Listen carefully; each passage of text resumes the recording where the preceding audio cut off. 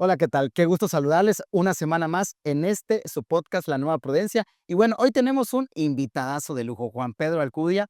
Y bueno, para que nuestra audiencia te pueda conocer, Juan Pedro, bienvenido y que te podamos conocer un poco más. ¿Quién es Juan Pedro Alcudia?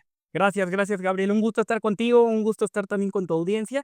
Y bueno, ¿quién es Juan Pedro Alcudia? Pues la verdad es que es un chico, me gusta decirlo así, ¿no? De 38 años, originario de Coatzacoalcos, Veracruz, donde todo comienza. Y a partir de ahí, pues bueno, siempre desde pequeño tuve la inquietud de estudiar las áreas jurídicas. Las áreas jurídicas. La vida te va llevando y bueno, tuve la oportunidad de estudiar en la ciudad de Puebla, en la Escuela Libre de Derecho de Puebla, y desde ahí la formación jurídica fue bastante rigorista. Es un esquema y un plan de estudio donde pues es anualizado, donde son exámenes totalmente orales como un sínodo, donde el nivel de exigencia era alto, pero sin duda eso te va formando tanto en la parte técnica como también en la parte de manejo de un poco de presión.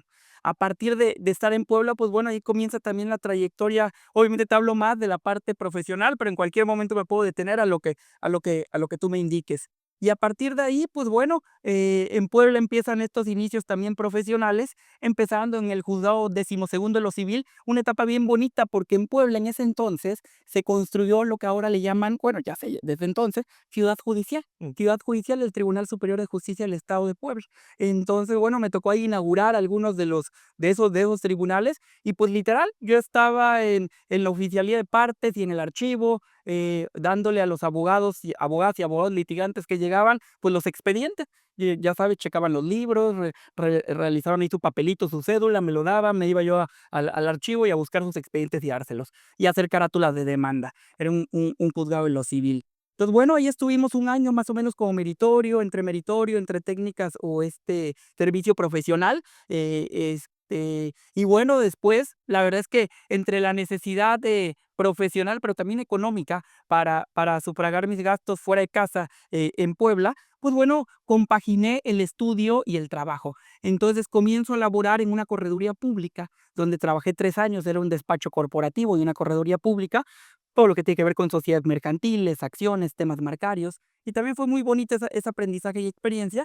Y bueno, pues compaginaba, entraba yo a la escuela, recuerdo ya en alrededor del tercer, cuarto año, de 7 a 9 de la mañana, tomaba la combi a las 10 de la mañana en la correduría, me salía a las 2 de la tarde, comía a las 3 a 4 en la escuela y a las 4, de 4 a 8, 4 a 9, seguía en la licenciatura. Ok, entonces esto no es posescuela, sino es mientras estudiabas. Mientras Ok, estudiaba, ok. mientras estudiaba. Ya te hablo de cara al tercer, cuarto año de la licenciatura. Y así fueron los últimos 2 años, compaginando pues el estudio todavía en la licenciatura con el trabajo, pues sí, como un abogado pasante.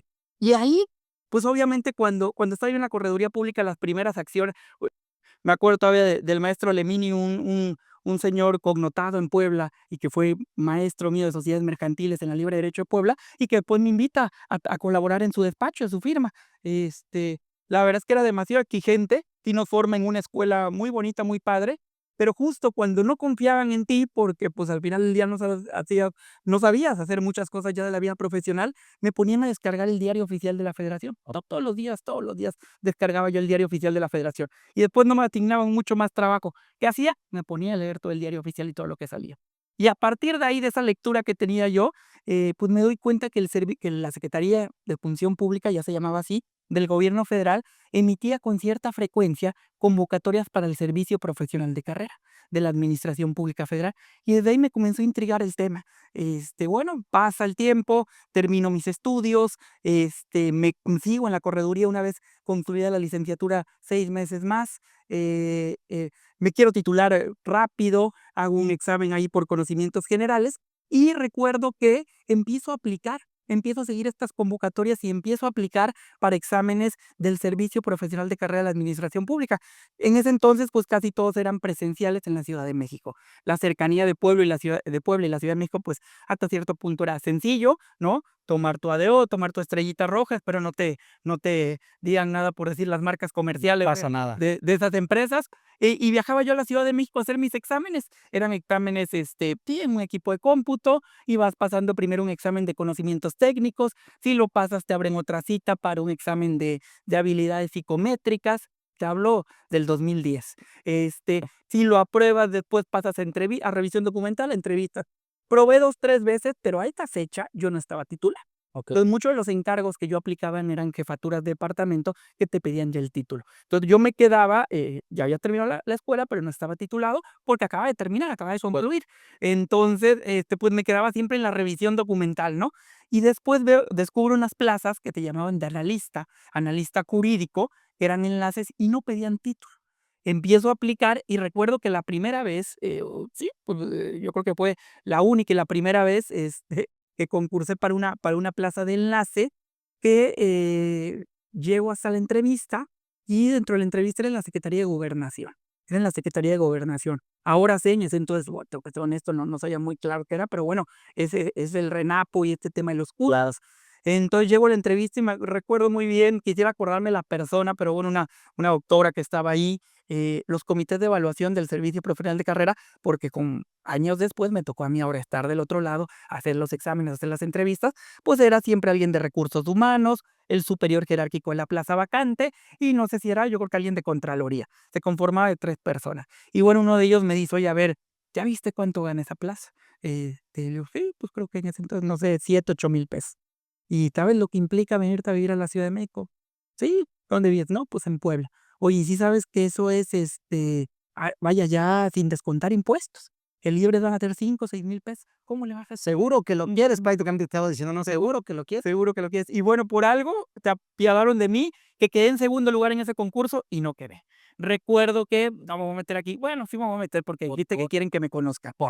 Tengo una cierta devoción también por el tema de la Virgen en Guadalupe. Okey. Me voy a la basílica literal porque mi abuelita está ahí, sus restos están ahí en las criptas. Y bueno, pues dentro de este tema de creencia y devoción, me acuerdo que decía: "Oye, me interesa mucho el servicio profesional de carrera, pues saquen una placita que, gane un poquito más". Coincidencia o no, pero eso lo llevo mucho conmigo. Este, Las semanas al mes, credo, es tu fe, ¿no? pues sí, sí, sí, a las semanas al mes sale una convocatoria y a la plaza era de 10,000 pesos, bueno, un poquito más, en la Secretaría de Economía. Y aplico. Y ese concurso desde el examen de conocimientos, ahora, en ese entonces tenías el temario eran 14, 15 leyes, que yo, un estudiante de Puebla, con leyes principalmente federales y lo que veía la Secretaría de Economía. Ahorita puedo recordar, te venía desde la ley, minera, te veía desde temas de comercio electrónico, temas de mejora regulatoria, que obviamente, pues, yo no estaba empapado, ¿no? No estás Era familiarizado. contencioso administrativo en el jurídico. De todas maneras, pues bueno, traía yo una exigencia de la libre derecho, la verdad que le agradezco mucho, porque yo hasta la fecha, pero en ese entonces hacía tarjetitas, rayaba colores y demás, y me preparé para esos exámenes con leyes que no sabía yo en la práctica, pero bueno, me preparé y desde porque todo era muy transparente. Podías seguir en la página, en ese entonces era Trabajaén, no sé si sigue existiendo, te metías y ahí venía, te daban tu folio y ahí venía el puntaje de cada etapa de todos los concursantes.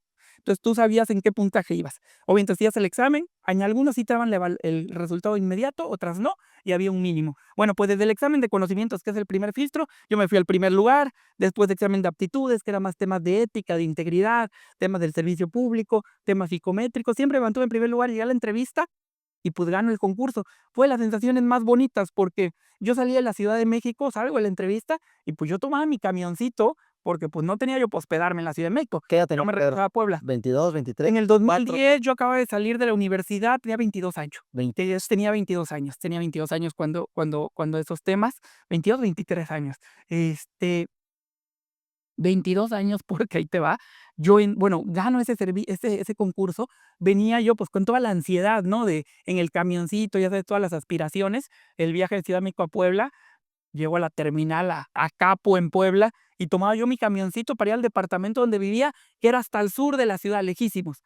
Y ahí ya me iba yo metiendo en ese entonces, o al menos yo, no sé, pero no había estas cositas, ¿no? No existía. Que trajeras. Entonces, no me acuerdo si me metía a una cosita estas de web que había antes, para checar la página del portal, y pues me decía: "Felicidades, fuiste ganador". Ha sido la verdad, yo lo puedo decir, como tú seguramente sé, Gabriel, de tu trayectoria profesional, cada que te dan una buena noticia profesional o ganas algo en cuanto a un encargo y demás, sientes muy bonito. Esa, que fue la primera vez y el cargo más bajo que he tenido, ha sido una sensación bien padre y bien bonita. Y entonces, pues gano ese concurso y pues ahora viene, bueno, pues ahora ¿qué hago? Me tengo que ir a la Ciudad de México. Hablo con el corredor donde trabajaba en Puebla y me dice: "Estás loco, ¿cómo te vas a ir? Aquí te voy a pagar tanto". El chiste es que me ofrecía más, pero el tema no era el salario, el tema era: "Oye, pues es esta ya experiencia, obviamente puedo tomarme ahora y también en ese momento esas libertades porque, pues, no tenía una familia que dependiera de mí". Pues, Claro, también es eso, económico. hay que ser honesto, es una ventaja, era yo y yo, ¿no? Entonces, bueno, eso te permite mucha facilidad. Pero bueno, entonces tomo la decisión, ya en ese inter ya me había titulado, yo creo que no tenía el documento, pero ya había hecho mi examen y entro el 1 de julio del 2010 entro al servicio al gobierno federal. Pues llegué, ya sabes, medio asustado a una oficina de 15 pisos, como que el nuevo, me presentan, me saluda ahí el director general en ese entonces adjunto y demás. Y me dice: "Oye, ¿sabes qué? Yo sé que ganaste una plaza contenciosa administrativa, te voy a decir la verdad. Esa plaza, pues sí teníamos un perfil, pero no pasó los exámenes y bueno, nos gustaste como estabas, pues adelante. Pero, ¿qué crees? En el área penal traemos un desastre. ¿Qué sabes de penal?". 22 años. Y le digo: "Pues saqué 10 de la licenciatura en materia penal". Y me dice: "Ah, pero de ahí en fuera". De ahí se agarraron de ese 10. Pues vete a la subdirección de asuntos penales, no como subdirector, vete a trabajar en el área de asuntos penales, pues va. Pues ahí empiezo un andar bien bonito que también me cambió la vida esas cosas. Yo sí, en materia penal, pero en realidad no era algo, yo venía más bien de un perfil en los 3 años que estuve en el corporativo y en esa correduría pública en un tema, pues, corporativo Sí, total. y de utilidades mercantiles, ¿no? Otra cuestión distinta. Y bueno, vamos a la materia penal del gobierno federal. Bueno, ¿y qué se hace aquí? Entonces, desde ahí, pues lo que yo tenía que hacer era representar legalmente a la dependencia en todo, desde el choque de un coche, desde el robo de algo, desde el daño de un inmueble. Me tocó ese experiencias lamentables, pero que te forjan, personas que fallecían en los edificios públicos de la administración pública, y me tocaba hacer todo eso con ministerios Bien. públicos, policía, peritos, la familia, las funerarias, todo eso. Y después, bueno, ya había partes técnicas que me gustaban mucho, que era la recuperación de recursos públicos federales con 2 pymes, principalmente, y otros programas sujetos a reglas de operación. Y todos esos programas, pues bueno, me empecé a especializar porque me empezó a llamar la atención. Veía yo un área de oportunidad ahí de recuperar genuinamente recursos, pues, a la tesorería de la federación, esos recursos que llegan a ti a través de la instancia legal. Entonces, bueno, me empiezo a meter de lleno. Fue toda una experiencia bien bonita porque, pues, literal era, pues, mañana vete al reclusorio sur. ¿Dónde está el reclusorio sur? A buscar. ¿Cómo tengo que tomar el reclusorio sur? Y pues ya de tomar el camión, el tren ligero, el metro, todo. Y bueno, llegaba al reclusorio sur. Y pues bueno, las novatadas que te hacían los ministerios públicos de un principio, pero una etapa bien bonita, y me empiezo a especializar y me empiezo a meter, a meter, a meter, a meter, y al año, año y medio de estar ahí, el subdirector de asuntos penales, yo tenía una jefa directa que era, yo era el enlace, puros abogados y abogadas sindicalizados, una jefa de departamento que era mi jefa directa y el subdirector. El subdirector se va a la Fiscalía General de la República, le ofrecen un encargo y bueno, nos quedamos la jefa de departamento y yo. Entonces, pues trabajo honesto, genuino, empezamos a trabajar los dos. Empiezo a tener yo mucho más afinidad con el jefe de todos, el director general, y bueno, pues se abren el concurso, concursamos, gano el concurso, y ahora pues me vuelvo jefe de la que era mi jefa. Ujú. Ahí ya tenía 25 años. Y también fue una de las experiencias más bonitas, porque con 25 años me tenía yo que legitimar como una persona de 50 años que llevaba 10 años en ese cargo, que había sido mi jefa y que ahora dice, pues este niño que acaba de entrar hace un año, ¿Cómo? ahora es mi jefe y de todos nosotros. ¿Y cómo lo conseguiste? Pues la verdad, con mucho esfuerzo, mucha dedicación, mucho compromiso, no me arrepiento de nada, sí, mucho sacrificio. En realidad yo llegaba a cierta hora y ya me iba no sé a qué horas, mucho estudio, mucho análisis. Y sí, pues te vas haciendo también muy, no sé qué palabra ocupar, pero muy resiliente quizá a muchas cosas, porque te encuentras resistencias, te encuentras negativas, y bueno, tratar de convencer también a esas personas. ¿Dirías que la resiliencia es una de tus habilidades, blandas o en las que está una parte de tu fortaleza profesional? Pues yo creo que sí, Gabriel, yo creo que sí, porque ¿Pero es resiliencia nada más profesional o es resiliencia a la vida? yo creo que también personal, yo también creo que también personal, porque vaya, a ver, también hay que ser honestos, ¿no? Tampoco va a entrar uno en el drama total. Yo creo que todos hemos vivido cosas de vida y personales distintas. Y hay personas que en realidad han tenido dificultades de vida muy distintas a las mías, pero sí es cierto que también en casa hubo carencias de varios tipos, ¿no? Y todo eso te va forjando, te va formando. Y Ajá. Bueno, y de ahí, y en ese ámbito profesional, pues bueno, va para adelante y entonces yo me puse una meta a los 25 años. En ese entonces ya como subdirector, que para mí era muy sueldazo, ¿no? Yo ganaba 20,000 pesos ya libres, yo me sentía fascinado, ¿no? ¿qué fue lo primero que compraste? ¿Te acuerdas qué fue lo primero que compraste con tu primera quincena? No, bueno, te vas a reír, pero yo llego a la Ciudad de México. Yo, la primera semana, Mm. dormí en un hotel en Tlalpan que valía 150 pesos la noche, salía al metro Chabacano, tomaba el metro, me bajaba en Miguel Ángel de Quevedo y ahí tomaba el camión hasta Picacho, que estaba en la Secretaría de Economía. Lo primero que hice con mi primera quincena fue comprarme un colchón. Okey. ¿De verdad? Y no me acordaba. ¿Y no? Tú ahorita me estás recordando eso. Okey. Tú ahorita me estás recordando eso. Porque entonces ya después, con amigos ingenieros de toda la vida, que también son originarios de Coatzacoalcos, Veracruz, ellos estudiaron en el Politécnico. Ujú. Entonces ya vivían allá. Entonces, bueno, ya logro irme con ellos porque ya podía yo pagar una renta, ¿no? Compartir gastos, obviamente. Y sí, lo primero importante, pues, fue un colchón. Okey. Para dormir en un colchón que yo porque dormí en ese colchón como 3 años sin base, ¿no? Pero fue algo bien bonito y bien padre en la Ciudad de México y bueno, fue retador, porque ahí ahora empiezo a viajar por toda la república, porque como representante legal del gobierno federal y en ese entonces la Secretaría de Economía, antes existían las delegaciones federales, pero esas delegaciones no tenían jurídico. Entonces nosotros pues promovíamos a nivel toda la república. Entonces me tocó, viajé por todos lados, obviamente no conocía yo más que los aeropuertos, las fiscalías Y y con los la y tribunales. con la misma. Y me regresaba, ¿no? Pero fue una experiencia bien bonita el litigio penal, donde hay una dualidad, sí muy técnico, y bueno, esa fue como el diferenciador, que lo hice muy técnico y me dio resultados, pero también, pues, veía yo esta parte del servicio público, ¿no? Es decir, había una dualidad. Por un lado, era un litigante más, Ujú. porque créeme que si yo iba a Durango, un ministerio público de Durango, llegaba un niño de 25 años y decía: "Vengo a la Ciudad de México", y de repente a la Secretaría de Economía te trataba igual o peor, porque aparte, un ministerio público de Durango decía: "Oye, yo tengo detenido y tengo aquí armas, tengo tal, y tú vienes por un expediente administrativo, un fondo PYME", no te hacía caso. Me haces perder el tiempo. Más es para el tiempo. Entonces, bueno, todo eso te va forjando muy bien, ¿no? Entonces, yo veía esas 2 partes, insisto, la de la vocación del servicio público, pero también la de un litigante y un justiciable normal. Hago una pausa. 2 preguntas que tengo, Por favor. porque me queda claro tu vocación al servicio público y me queda claro también lo de abogado. ¿Familia que sea abogado o en el servicio público? No, no, no, no, no. Creo que yo o bueno, seguro hay alguien. Seguramente, pero Eh, que sea un referente, papá, mamá fue abogado, el abuelo fue notario, mi tía, siempre me inculcó en el servicio público. O sea, fue algo que yo creo que de mi familia, me atrevo a decir, de mi familia, ya mi generación, es decir, la de mis hermanas, mis primos y yo, somos los primeros que tenemos licenciatura. okey. De las generaciones anteriores, mis papás, mis tíos, no fueron personas con estudios de licenciatura, y mucho menos abuelos y demás, ¿no? Entonces, y no, nadie abogado y Okey, abogado. okey. Cercano, Sí. cercano, ¿no? Entonces, viene o sea, de algo que tú mismo estás descubriendo. Sí, fíjate que es bien curiosa la vida, yo así lo veo, porque yo me apasionaba con las películas y demás de niño cuando veía las audiencias orales. Oh, ya.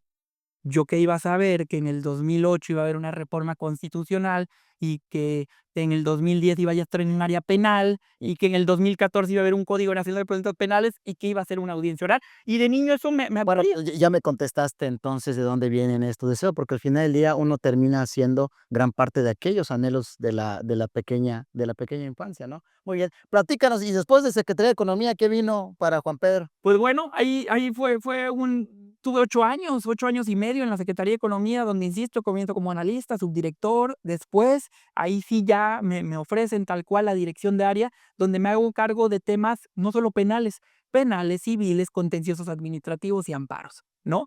Y bueno, me forjó, la verdad que fue experiencia muy bonita, asuntos de la máxima relevancia a nivel país, que a lo mejor en ese momento no lo pensaba, pero litigios de responsabilidad patrimonial millonarios contra empresas mineras que demandaban a la Secretaría de Economía, litigios contra aranceles en materia de comercio exterior que publicaba, pues en ese caso la Secretaría de Economía y el gobierno federal, litigios de corrupción de las empresas paraestatales. Me tocaba ir a Baja California a ver te pongo, no voy a decir nombres, pero si lo buscan va a ser muy rápido, muy fácil. Una empresa paraestatal, la salera más grande del mundo, que era una empresa paraestatal del sector de la Secretaría de Economía, y temas de corrupción muy fuertes. Y bueno, pues yo ya era el director de área y el especialista en materia penal del gobierno federal en la Secretaría de Economía, porque aparte siempre me sentí con la obligación de prepararme. Parte de mi salario era invertir en mis estudios. Okey. Entonces, en lo que yo estaba trabajando, si yo sentía que esa era la labor que estaba haciendo, pues bueno, entonces paralelo estudié una maestría en ciencias penales, paralelo estudié la especialidad en juicio oral y proceso penal acusatorio, porque sentía que robustecía el perfil, ¿no? Claro. Entonces, y bueno, empiezan casos, te insisto, no sé, desechos al mar que se tiraban y entonces contaminaban a las ballenas, contra empresas de norteamericanas, arbitrajes comerciales. eh, Mis jefes en ese entonces eran los que se iban a China y se iban además, pero bueno, yo llevaba el litigio en México. Exacto, Juan Pedro. pero bien bonito, entonces fue una experiencia. Pero después de 8 y medio, 9 años, llegó un punto donde te tengo que ser honesto también, yo sí creo en los ciclos, Ujú. y yo sí creo que como fue una vorágine de 8 años, no es honestamente, no creo que haya sido una trayectoria natural de 8 años, subir así en la arquitectura, personas iban, venían, muchas personas seguían donde yo llegué y bueno, vaya al espacio donde yo llegué, y respeto, porque son estilos de vida distintas, ¿no? Es mejor y peor, ¿no? Cada quien tiene sus propias vocaciones e intenciones. Pero yo sentía, como había sido tan rápido y tan desgastante, porque eso implicó sacrificios de todo tipo, llegó un momento que yo ya me sentía un poco desgastada. Te estoy hablando, caí en el 2017, ya hay 8 años y medio más o menos. Me tocaron 2 cambios de administración. Me toca este cambio de administración, bueno, previo a las elecciones del 2018. Y bueno, las personas que estaban ahí en día me dicen: "Oye, no, pues, quédate, viene esto, ahora viene una dirección general y demás". Pero yo sentía que si me quedaba, pues qué padre, iba a ganar más, pero con casi el mismo nivel de responsabilidad que ya tenía, y ya me había hecho un lugar, no solo en la arquitectura institucional, sino pues, de respeto, decir: "Oye, quiero una opinión de algo", pues me mandaban a llamar, ¿no? Pero yo sentía que ya no iba a servir de la misma manera. Yo ya sentía que el desgaste me iba a poner un poco. Pero también eso significa ser honesto con uno mismo, ¿no? O sea, tú si pedimos ser honesto con todos, lo primero que tiene que hacer es ser honesto con uno mismo, y tú lo fuiste contigo, ¿no? Sí, tal cual, Gabriel, te soy honesto, valga la redundancia, y hablo con ellos y les digo: "¿Sabes qué? Me voy a tomar un año, me voy a renunciar". Me dicen: "Oye, ¿cómo crees? Tú tienes una plaza de estructura, el servicio profesional de carrera, que concursaste". Y le dije: "Bueno, esto es lo que te decía hace rato, a lo mejor la libertad personal que he tenido, de que no tengo una familia a cuestas, sí, ya en ese momento ya apoyaba a mis padres, pero no es que ellos dependieran de mí, ¿no? Entonces, pues tenía yo esas libertades de tomarme eso".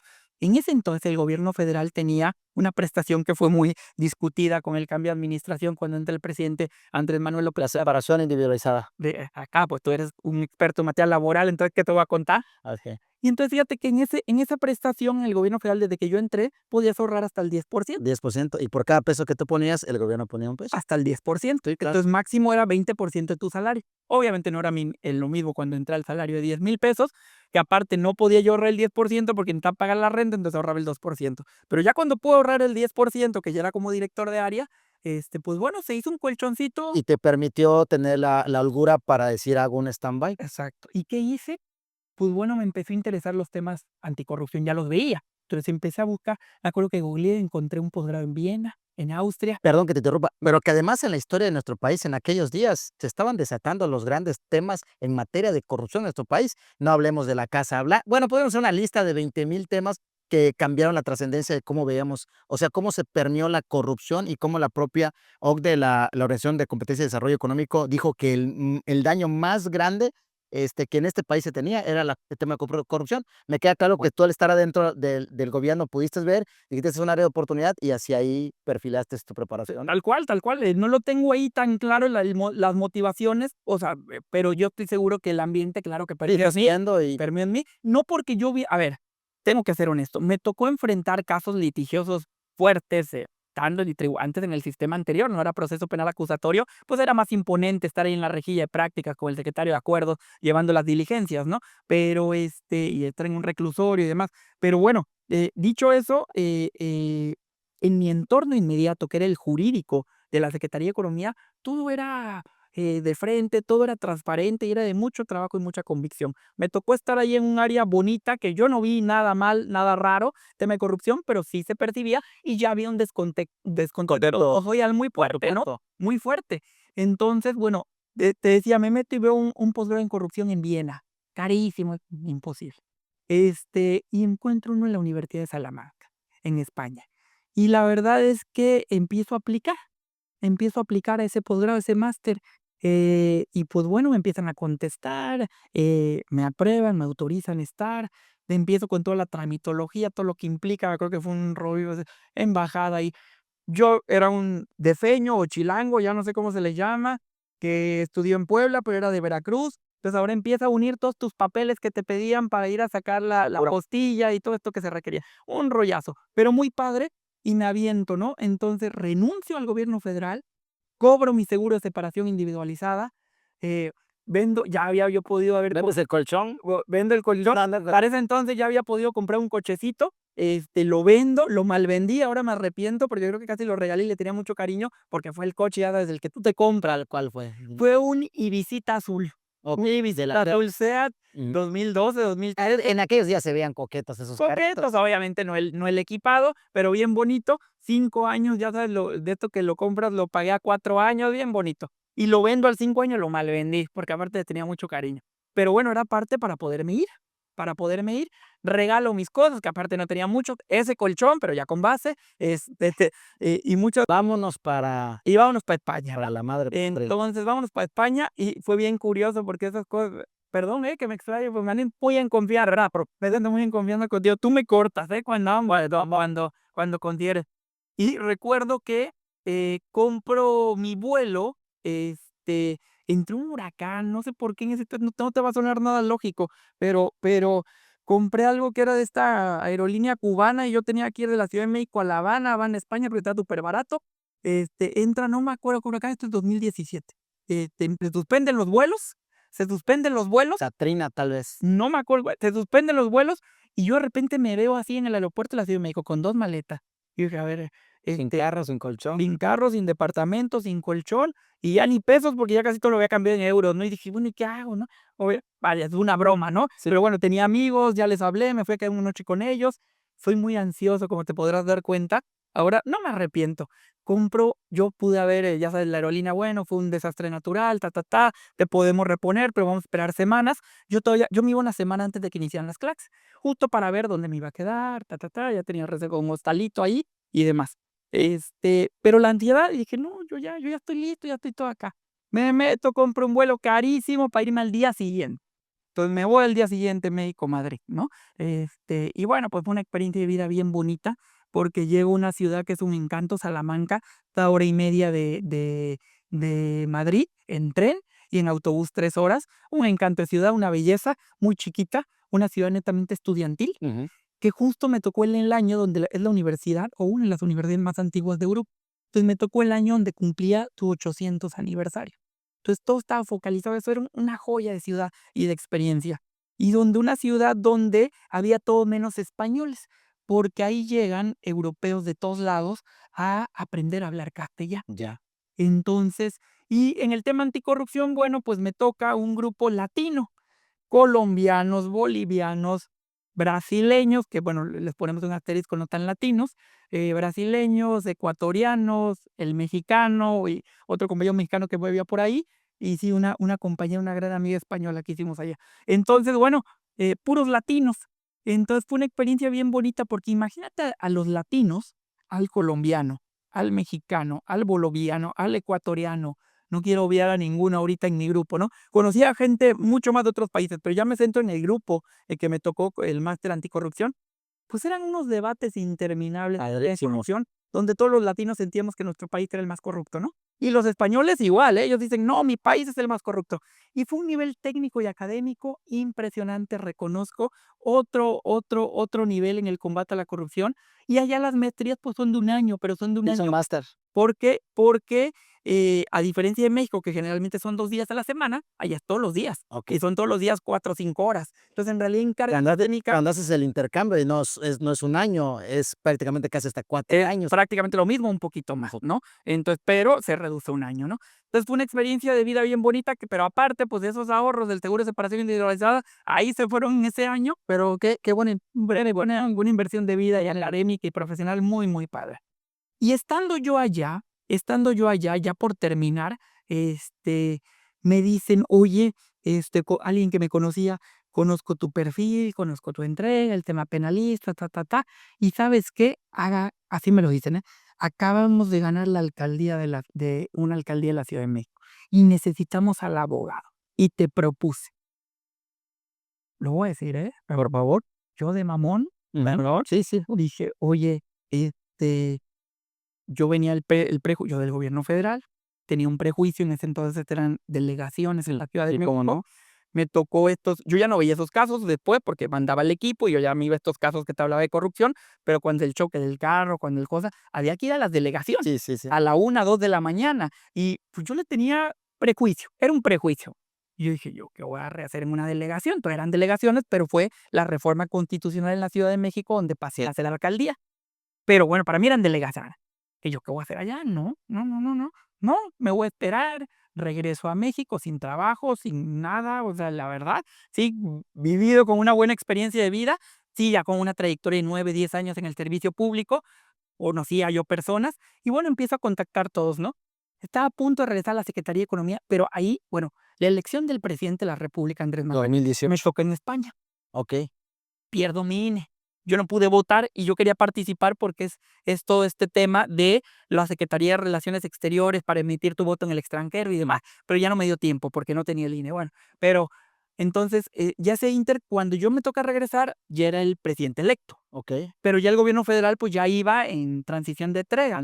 Me invitan a unirme, regresa aquí a la Secretaría de Economía, los asuntos siguen, y ya vamos a entregar, y yo no le veía tanto sentido, ¿no? Sí veía un cambio de paradigma total Sí, por supuesto. entre una administración y otra, ¿no? Totalmente. Entonces, no le veía mucho sentido, aunque estuve a punto, pero me seguían insistiendo en el tema de la delegación. Álvaro Obregón, yo creo que ya saben por dónde voy más o menos, pero me seguían insistiendo Y y es a donde todos queremos llegar, los irá, quizá, los quizá, quizá cafetales. sí. Y me dicen: "¿Por qué no vas a platicar con la alcaldesa electa? Ve, ve, ve, ve". Dije: "Bueno, pierdo nada, no voy a ir". No la conocías. No la conocía, Ah, no la conocía, y voy a hablar con ella, y en una charla de 1 hora, la verdad es que, me convence totalmente en decir, pues, lo voy a decir con palabras, a ver, hijo, bueno, ella también escuchó de mí, me escuchó hablar, dijo: "No, a ver, me interesa que estés aquí, vamos con todo contra la corrupción inmobiliaria, traes un posgrado en el extranjero en materia de corrupción, traes una trayectoria, me recomendaron, estás joven", porque bueno, eh en ese entonces, pues, ¿qué tenía yo? Bueno, 32 años, 31, 32 años. estabas bien joven. Entonces, pero no obstante, pues, va, te damos la oportunidad y éntrale. Pues, bueno, entró a un mundo que no estaba yo acostumbrado, pues, sí fue la transición a alcaldías, pero seguían funcionando como delegaciones. Entonces, yo no estaba mientras yo veía un litigio mucho más técnico en la materia federal, con independencia de esto del choque y el robo, sí veía temas muy técnicos de delitos de servicios públicos, comercio exterior, programas de aduaneros, todo este tipo de temas que veíamos en la Secretaría de Economía, mineros. Y entonces ahora llega una alcaldía que lo que se enfrenta el jurídico ve temas de panteones, de jardines, en la Ciudad de Servicio México, público. servicios públicos de primera necesidad y primer contacto con la ciudadanía. En la Ciudad de México que hay mucho estos temas de tianguis, ¿no? Y llega una alcaldía que es la tercera de densidad demográfica en la Ciudad de México, tiene el mismo número de habitantes, si no es que más que todo el estado de Campeche, Sí, 1 millón de habitantes, ¿no? Y una alcaldía que es geográficamente compleja, porque así como hay zonas de un poder adquisitivo muy alto, hay otras zonas con un poder vaya, muy rezagado, ¿no? Entonces, pues me empiezo en esa aventura y también me cambió la vida porque, pues de ser un abogado, sí con una vocación del servicio público, sí preparado especialista en los temas que estaba trabajando, pero muy técnico, muy técnico. Y entonces empiezo a hacer match con, o más que hacer match, yo creo que fue salir de mi área de confort ujú. y saber que toda esta técnica no servía de nada no servía de nada más que el ego. Bueno, sí sirvió mucho en la Secretaría de Economía, pero era más un tema de ego que un tema de decir, ¿cómo hago que esa comunidad, que esa colonia, que ese tianguis le mejore la calidad de vida? Entonces ahí conocí otro mundo que honestamente yo no palpaba. De y bueno, obviamente con el ejemplo de, pues sí, la alcaldesa era sin duda Laira Sansores, ¿no? Y pues ahí me aviento, siempre hay temas que me apasionan más, la corrupción inmobiliaria. Entonces empezamos con toda mi experiencia penal que sí tenía, empezamos a, como siempre, a jugar en la línea no de la ilegalidad, en la línea de lo disruptivo. Cuando te dicen no se puede, o el a ver, ¿por qué no se puede, no? Al cómo sí, ¿no? Al Al cómo no. cómo sí, técnicamente. Y nos metíamos a las obras, grandes de la Ciudad de México que no tenían licencias de construcción, y ahí metía yo a los policías y me metía yo con el Ministerio Público, y que si flagrancia y que si no flagrancia, Arremangarse y a vamos remangarle, vamos a entrarle a ver. todo el mundo con miedo. A ver, algunos con miedo porque nunca lo habían hecho, y otros porque siempre había incentivos de corrupción. Es correcto, porque Eh, tenían algún tipo de participación menor, activa o omisa, pero tenían algún tipo de participación, ¿no? Exacto, y con todo el apoyo de ella, pues yo sentí el apoyo y respaldo, yo iba de frente. Y yo digo: "Oye, técnicamente esto se puede y es sostenible, confíen en mí". ¿Y cómo era la manera? Como lo hice en economía, cuando me preguntaban: "¿Qué hiciste a los 25?". Pues confíen en mí. ¿Nunca lo han hecho así? En economía a lo mejor yo tampoco lo había hecho, pero lo había estudiado y lo llevé a la práctica y todos los días estudiaba, pero ahí ya lo había hecho. Entonces confíen en mí, déjenme hacerlo, este es el riesgo que hay y les demuestro en tribunales, ya estaba el proceso penal acusatorio, Okey. al cual me había yo especializado, soy certificado docente del proceso penal acusatorio, la especialidad en el INACIPE, que también fue una bonita experiencia, y entonces, pues, empiezo con estas audiencias a demostrarles que sí podría haber flagrancia, a demostrarles que sí se podía vincular a proceso, entonces todo empieza a cambiar. Entonces empieza a generar una percepción, distinta ahí en la alcaldía de Álvaro Obregón, grandes, te enfrentas también a grupos inmobiliarios económicamente O sea, hay intereses no solamente políticos, sino sobre todo económicos. sobre todo económicos. Sobre todo económicos. Sobre todo económicos, pero bueno, ustedes conocen a la hoy gobernadora, todo su arrojo, y decía: "Vamos". Ella era la primera vez, una anécdota, en unos días de descanso estaba yo en la Marquesa, me acuerdo que me había ido a visitar un sobrino que tengo que quiero mucho, y me habla: "Oye, voy rumbo a mi casa". Iba a decir la colonia, no creo que le va a enojar, pero no. Iba rumbo a mi casa, ¿y qué crees? Acabo de ver una casa que me dijeron que no tiene licencia de construcción, y aquí estoy parada. ¿A qué horas vienes? Porque vamos a parar esa hora. La alcaldesa. Okey. Ahí me ves, voy sin permiso, sin los verificadores, y el acto administrativo es formal y legal. Nos metemos a la obra, sacamos a los que están trabajando, después ya mandamos a llamar a los verificadores, todo el rollito, el procedimiento administrativo jurídico. Pero entonces es un ejemplo. Y así fue ese tema bien bonito, donde me tocó ver otra realidad. ¿Qué pasa después? Pues gente que me conocía en el gobierno federal, con ese cambio, llega la hoy ministra Margarita como jefa del SAT, del Servicio de Administración Tributaria. Y dentro de su equipo lleva a la administradora general jurídica del SAT, un cargo bastante relevante, Por supuesto. alguien que me conocía en la Secretaría de Economía y me dice: "Oye", me busca y me dice: "Oye, necesitamos un penalista. Necesitamos un penalista porque, ¿qué crees? Traemos todo el tema de factureros y queremos combatir las operaciones con recursos, bueno, iba a decir el tema de lavado de dinero, perdón, Sí. más bien queremos combatir a las empresas que facturan operaciones inexistentes. ¿Qué onda, le entras o no?". Y yo estaba ya muy comprometido y apasionado con la alcaldía. Había llevado aparte mi equipo de la Secretaría de Economía a la alcaldía. Entonces fue una decisión bien difícil que generalmente yo hago unas hojitas cuando tengo que tomar decisiones así, pongo las ventajas de uno, las ventajas de otro y saco un tema aritmético Tu FODA, ¿no? O sea, pesas, Ahora, oportunidades. y comparar los 2 temas. Y me di cuenta que estaban a la par, e inclusive ganaba yo otra vez más en la alcaldía que lo que me ofrecían en el SAT.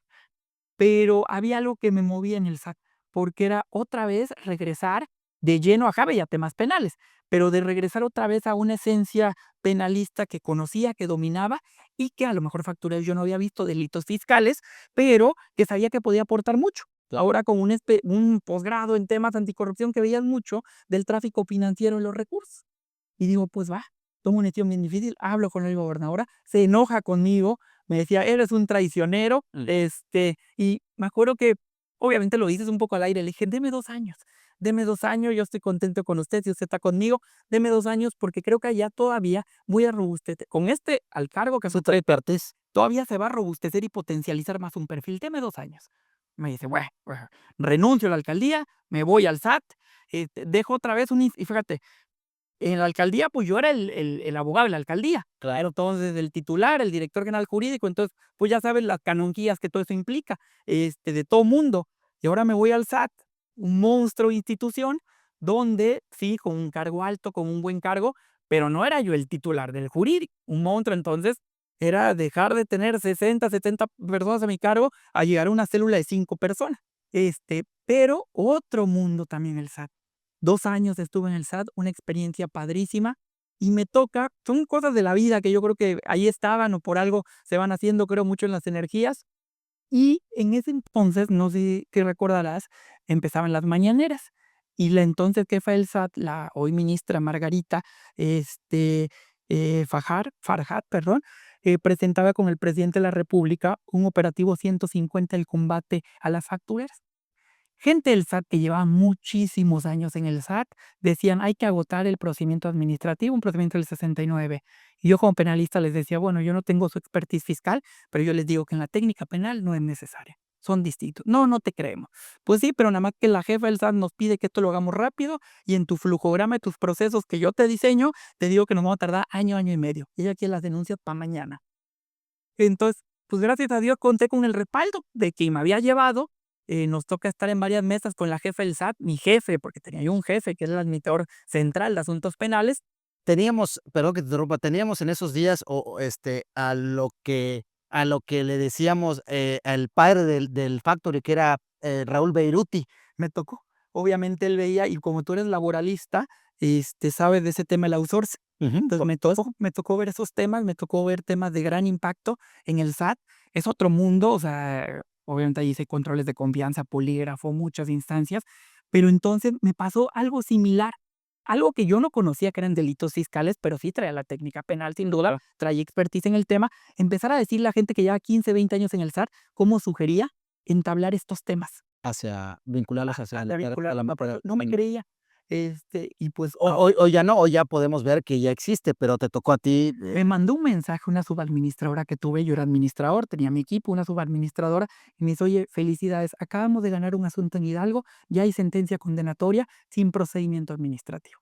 Entonces, obviamente a mí me tocó en presentar, me acuerdo en ese entonces era el operativo 150 porque eran 150 denuncias, ujú, 150 empresas que bajo el flujo, informático del SAT, que tienen toda la información que te puedas imaginar, a nivel inteligencia, hacían los flujos y demostraban qué empresas eran las factureras.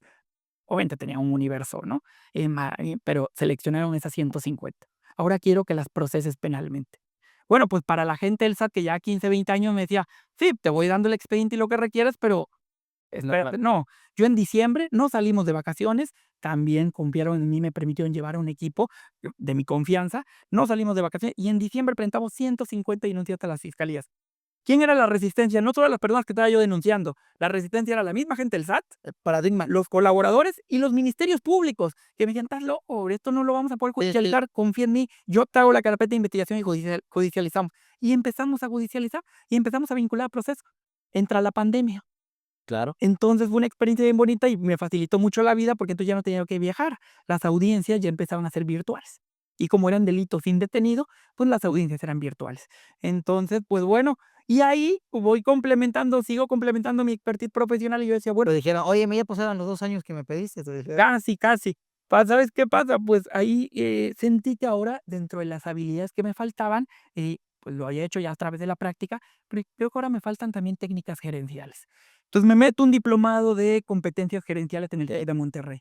Y dije: "Pues ahora ya no quiero cosas técnicas, toda mi vida he estudiado y trabajo cosas técnicas". Ahora bueno, es técnica, pero desde otra perspectiva de manejo y gestión de equipos de trabajo, ¿no? De alto impacto. Y me meto a ese posgrado, bueno, es un diplomado, lo estudio en el SAT y ahora me dicen: "Oye, ¿qué crees?". Bueno, empiezo yo a ver en las noticias, pues hay una elección en Campeche, ¿no?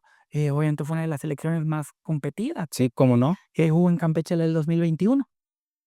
Gana la hoy gobernadora y, desde ahí ya me empezaban a consultar temas, sin haber una invitación formal, ¿no? Oh, Pero me empezaban a consultar: "Oye, ¿cómo ves esto? ¿Cómo ves esto? Ta, ta, ta". paradójicamente pasaron los 2 años, porque fue de julio 19 que dejo yo la alcaldía a julio 21, hasta que me dicen: "Bueno, a ver, ¿te vas o no te vas a Campeche?". Y yo dije: "A ver", pasó también algo curioso. Mi jefa, la administradora general jurídica del SAT, sale del SAT porque, pues, un cambio también. La jefa del SAT se va como la propone el presidente como ministra de la Corte. Ujú. Entonces, con ello, pues, hay cambios en el jurídico. Entonces, no obstante, yo me quedo con nuevos integrantes del jurídico, ya nuevos, la hoy secretaria de la Función Pública, Buenrostro, Rangel Buenrostro, y con su abogada, y tengo trato directo con ella, sin duda, con ellas 2. Pero y estaba bueno, obviamente te veían un poco raro, pero, pues, te ganas con tu trabajo. No obstante, pues, se dio que ya no estaba yo con el equipo que me había llevado, pero yo estaba bien con ellos y dando resultados con esos 2 años que te cuento. No obstante, pues, me llama la atención. En ese entonces, te voy a ser bien honesto, yo sé que tú hasta conoces más que yo el medio de Campeche jurídico, pues, empiezo yo a mapear y analizar las leyes campechanas, y empiezo a mapear también las instituciones públicas en Campeche. Y yo veía 3 4 que me llamaban la atención. Entonces, bueno, pues tengo una cita ya con la hoy gobernadora de la Ciudad de México y le presento un proyecto. Le presento un proyecto. Le gusta y le dice: "Okey, pues vámonos a Campeche, a la consejería jurídica". Dije: "Okey, con mucho gusto". Oye, pero renuncio al SAT, me vengo a Campeche en agosto del 21, pero en agosto del 21 recordarás seguían las impugnaciones. Sí, ¿cómo no? Y en agosto 21 todavía venía el recuento de votos. Ujú. Entonces, yo vengo aquí a las mesas de transición que no fueron suaves, porque también fue un cambio de administración, totalmente con ideologías políticas distintas. Entonces, pues me integro a esas mesas de transición y también hay que decirlo como es, pero pues eso ya lo había vivido en otras. Lo viví en la Secretaría de Economía, lo viví en la alcaldía, lo viví en el SAT y lo viví en Campeche. Oye, tú niño, ¿qué vas a venir aquí a Quererme Monterrey? decir. Que llevo aquí 30, 40 años y tengo tanta edad. Bueno, pues yo con mucho respeto, con mucha humildad, a aportar, ¿no? Sí, porque Ah, siempre la figura del consejero o la consejera jurídica siempre es visto como, por lo menos, recordamos en Campeche a gente, de una edad muy no muy avanzada, pero ya grande, ¿no? Entonces, que tú llegaras de repente impone, ¿no? entonces también es un reto y es normal, ¿no? Pues no te conocen, no conocen tu trayectoria, tu edad te juega a favor y en contra. Pero bueno, todos tenemos áreas de oportunidad, pero pues me enfoqué a aportar y a construir. Y fue un ciclo bien bonito estos 3 años y medio, 4 años, ha sido una experiencia porque entonces otra vez me integro al equipo de Laida Sansores y es donde pues me convenzo de que la técnica no sirve si no se aporta a la gente. Ya lo había vivido un año con ella en la Ciudad de México y ahora otra vez. Y ahora, pues, hablar de uno que ahora estoy hablando de mí, aún así es difícil porque puede ser tanto egocéntrico, no objetivo, pero, pero bueno, pues estos 3 años y medio también ha sido una aventura bien bonita en Campeche y donde creo que se han hecho cosas muy padres de la consejería jurídica y yo sí lo creo, pero también acepto cualquier opinión en contrario porque de eso se trata para construir. Pues sí, creo que la dependencia hoy está en una posición distinta a la que está. Hoy todo el gobierno, al menos al interior del gobierno, la voltea a ver, le pide su consejo, le pide su intervención y están esperando algo de la dependencia. Y eso se debe Y al se hizo más y trabajo. se hizo más visible con esta administración, la consejería jurídica. Yo creo que sí. Sí, porque te voy a decir algo, digo, más allá de aquellos que estamos en el gremio jurídico, sabemos que existe esta institución, pero la ciudadanía en sí no, y me parece que en tu ejercicio en este tiempo has visibilizado el trabajo de la consejería jurídica. Y es importante, hay muchas abogadas y abogados, la verdad, de las mejores calidades humanas y también profesionales, pero también, pues venimos, a ver, es otro ritmo de trabajo en otras ciudades. Entonces también te tienes que, es un punto medio, ¿no? Que tienes que lograr conciliar, pero lo que es intransigible, pues son los objetivos. Óyeme, y por segunda ocasión le vuelves a decir a la gobernadora: denme chance, un tiempecito, porque ahora quiero otra cosa". Sí, ¿Qué te volvió a decir? Oye, no, hombre, fíjate que lo primero que hice fui con ella y le dije, oiga, viene la reforma judicial, ya es un hecho, ¿y qué cree? Hay un tribunal que se llama Tribunal de Disciplina Judicial. ¿Y qué cree? Ese Tribunal de Disciplina Judicial se encarga de, o se va a encargar de, vigilar la actuación de los jueces, mantener la disciplina, evaluar el desempeño, combatir la corrupción. ¿Y qué cree? Pues es mi perfil.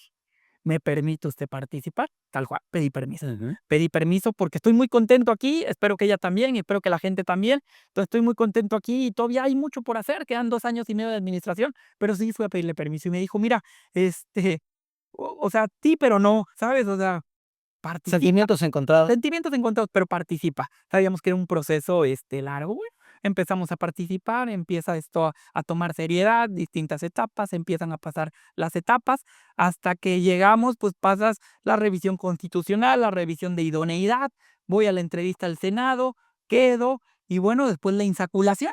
Este, y pues también sale mi numerito en la insaculación previo a haber revi pasado todos los requisitos legales, constitucionales de idoneidad y de perfil académico y trayectoria.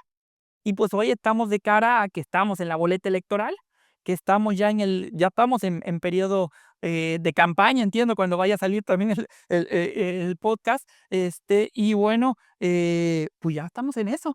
Y a ver, digo esto, con todo esto que te he platicado muy rápido, eh, pues si fui a ese encargo o aspiré a ser magistrado del Tribunal de Disciplina Judicial, es por una cosa cierta. Mi perfil es adecuado para esas funciones. No hubiera yo aplicado Tu para un perfil, encargo distinto. tu perfil profesional. Mi perfil profesional y humano también. Okey, a eso me quería referir, porque me parece que el Poder Judicial, una de las grandes áreas de oportunidad, es que solamente se trabajaron y focalizaron todo a lo profesional, que no está malo, porque queremos a los mejores abogados, en este caso en las magistraturas, pero también en la parte personal necesitamos gente que esté más cercana al pueblo, gente que entienda qué es comprar un colchón, que entienda qué es subirse a un metro, que sepa qué es subirse a un camión, que venga de esa cultura del esfuerzo y que también se sepa qué es pueblo. Hoy tú tienes eso, por lo que yo escucho, Juan Pedro. Entonces, me parece que esto permitirá, hacer una clara distinción en lo que se tenía y en lo que se tiene, porque sin duda lo que se busca es un renuevo a una institución que, hay que decirlo, tiene áreas de oportunidad. No podemos cegarnos y decir que todo está bien, porque eso no es cierto. Seguramente hay personajes muy rescatables, loables en su actuación, con una carrera profesional judicial de verdad reconocible, pero también hay que decirlo que como institución requería esta frescura y sobre todo que se pueda democratizar la justicia, que pueda estar más cerca al pueblo y que la gente pueda sentir esa cercanía. ¿Cómo no recordar aquellos días que promover un amparo podías tocar la puerta del juez y simplemente sin tanto tecnicismo, sin tanto formulismo decirle, hey, hay un agravio que me está causando la autoridad y vengo a pedirte el amparo y la protección de tu justicia federal? Hoy queremos regresar a esos días sin perder lo profesional, porque no se pretende perder lo profesional, pero que hayan personas como tú que tienen esta expertise y este perfil de idoneidad, pero que también tengan esa cara humana, que permitan saber que también son personas y que también entienden el quejar y el sentir del pueblo. Tal cual, Gabriel, lo describes muy bien. O sea, yo creo, coincidimos como abogados o como juristas ambos, que parte, lo que nos tiene hoy parados en este proceso de selección de ministros, magistrados y jueces y esta reforma constitucional es la lejanía natural que se fue dando entre el Poder Judicial y la gente, ¿no? Es una lejanía tal cual, sí es yo siempre digo esto, el Poder Judicial es un poder público, al igual que el legislativo y al igual que el ejecutivo. Entonces, su finalidad a nivel macro sigue siendo el orden público, el interés general y hoy en el modelo de Estado que estamos, el bienestar de la gente. Y todo poder público debe atender eso. Cada uno son actividades de Estado, tienen una función distinta, pero esa es su máxima. Y ahora, el Poder Judicial, pues hay que retomar estos principios constitucionales, ¿no? Pronta, completa, imparcial y por ende expedita. Estos formalismos procedimentales o legales, pues a veces son necesarios, sí, claro, pero no pueden estar en una ponderación por encima de verdad satisfacer el interés de las partes. La justicia se volvió costosa, se volvió larga, el hecho de que los procesos judiciales sean tan largos por distintas circunstancias, Ujú. sí por volumen de trabajo, sí por negligencia, a veces por corrupción también. Claro que hay perfiles muy buenos al interior del Poder Judicial, claro que los hay, pero sí es cierto que como poder público se alejó de la gente. Y es un poder público que se debe a la gente. Entonces, yo creo que Como los tres. como todo, exacto. A ver, y hay que decirlo como es, y no pasa nada. A ver, tú identificas, porque puedes tener cercanía con el diputado, con el senador, con el secretario de gobierno, con la propia gobernadora, y los jueces y los magistrados. También, no puede ser que no veamos que caminen, no podemos ver que, o sea, que no puedan bajarse, saludar a la gente, que públicamente digan y democraticen qué están haciendo, qué juicios están atendiendo. Yo creo que esta parte sí es buena y no se trata de un populismo, no se trata de eso, se trata simplemente que el ojo público, el poder judicial también debe estar en el ojo público y también se debe de conocer. No estamos diciendo que no se hizo nada, y tampoco queremos decir que los queremos ver haciendo TikTok. No va por ahí, ¿verdad? No va por ahí, pero tiene que ver que también ellos sepan que también se deben al pueblo y que así como hoy su diputado, hoy su senadora, hoy su gobernador fue electo, pues también sepa el juez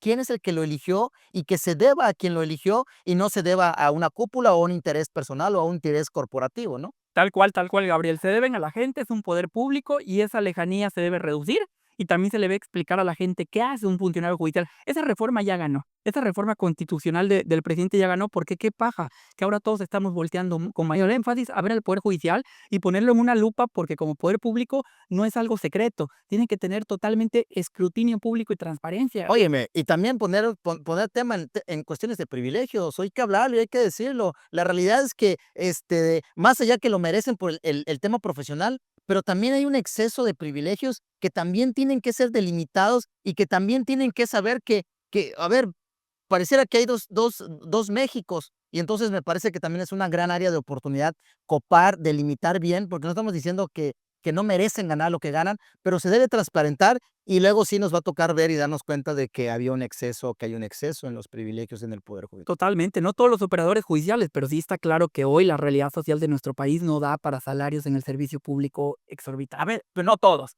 algunos de ellos. Pero no estamos hablando de por qué gana fulano, por qué gana sotano, porque al final del día pues ya está ahí en una estructura programática presupuestal. Estamos hablando del aparato, no de las personas, porque al final del día yo soy juez, yo soy magistrado y me postulo y me dicen que este es mi salario y que estas son mis prestaciones. Pues caray, pues las merezco porque me las están ofreciendo. Estoy hablando del aparato estructural donde ahí es donde se dieron y ahí es donde se desvirtuaron o se tergiversaron el catálogo de prestaciones como tendrían que darse, ¿no? Totalmente, totalmente. Sí creo eso y insisto, reducir también esa asimetría de información con la gente. Hay que explicarle las sentencias, a veces la gente tampoco las entiende. Entonces, cada caso concreto hay que explicarlas, hay que transparentarlas. Yo creo que hay un área de oportunidad bien importante y ojo, lo decías bien, perfiles buenos va a haber al interior del Poder Judicial, pero también en el exterior. Y ojo, no cualquiera puede llegar a ser ministro, magistrado, juez. Hay que pasar requisitos, que bueno, estos perfiles de legalidad y de idoneidad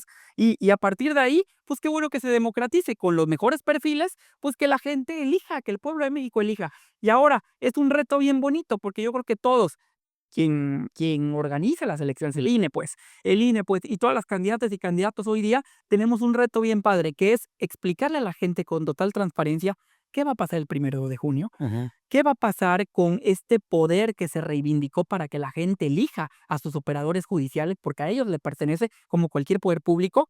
¿Qué funciones realiza cada una de esas áreas o cada uno de esos tribunales? ¿Y por qué la candidata o candidato es el perfil idóneo y no? Y para mí, un perfil idóneo sí hay que tener experiencia, hay que tener trayectoria profesional, hay que estar basada en el mérito.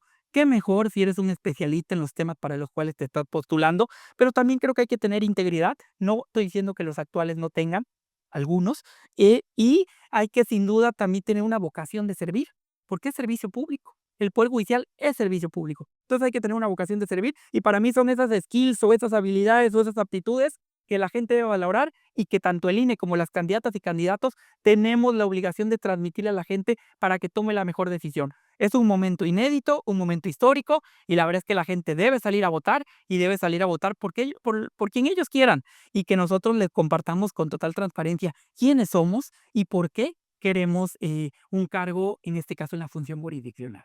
Muy bien, para perfilar y para cerrar este perfil, Juan Pedro, porque, al final del día también, ¿cómo te va? ¿Cómo vas a? Porque me queda claro que una persona tan técnica como tú, pero que también ha tenido esta cercanía en la alcaldía, en la propia experiencia que has tenido en todo tu servicio profesional, ¿cómo cómo acercarse con un tiempo tan corto, con recursos tan pocos, para que la gente pueda conocer a Juan Pedro y para que puedan saber que realmente es el perfil idóneo y la persona correcta para ocupar esta posición?